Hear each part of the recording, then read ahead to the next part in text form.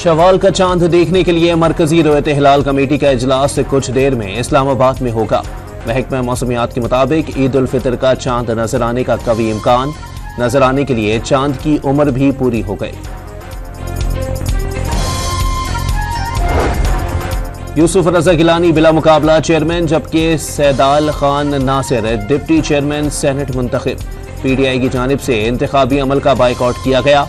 इजलास के दौरान शोर शराबा।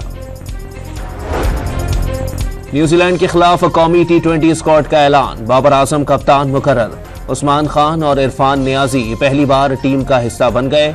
इमाद वसीम और मोहम्मद आमिर की वापसी।